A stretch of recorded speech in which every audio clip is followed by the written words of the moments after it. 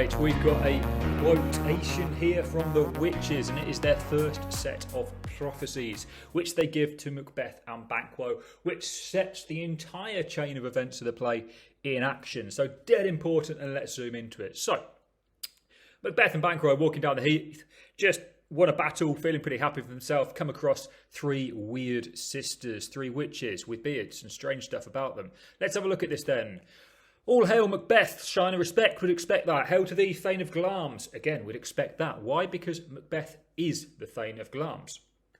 A Thane is a title given by a king. It grants ownership of massive areas of land, huge house. We're not just talking about you get a big garden here. We're talking about the king is giving you like a portion of Scotland to own and make sure is secure and look after. So a big, big title, big, big important role. Macbeth is the Thane of Glamis. It's kind of like a lord would have been at another time as well. So, all hail Macbeth, Thane of Cawdor. What we have here is dramatic irony. Macbeth isn't the Thane of Cawdor. He doesn't think he's the Thane of Cawdor. But the audience knows that Thane of Cawdor rebelled against Duncan, same time as Macbeth was fighting MacDonald, and has been or is to be executed. We also know that as a reward for winning his battle, Macbeth is going to be made Thane of Cawdor.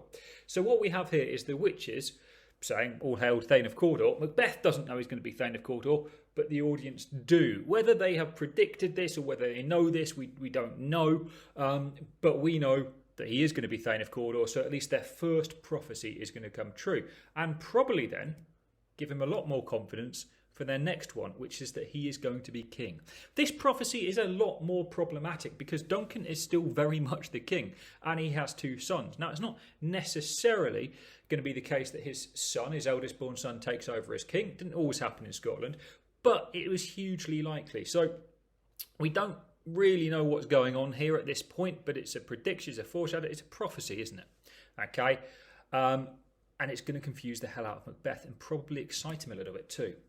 Let's have a look at some of the language then. We've got repetition. Yeah, all hail, lots of repetition. All the witches are using repetition throughout their speech. And we also have a trochaic structure. We've got it in threes. There are three kind of statements here, three all hails.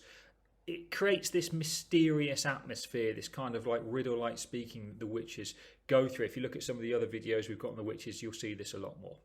So how does Macbeth respond to this? Well, in the link quotations, all right, you can see here that he is rapt with all, which means he hears these prophecies and he becomes very, very excited.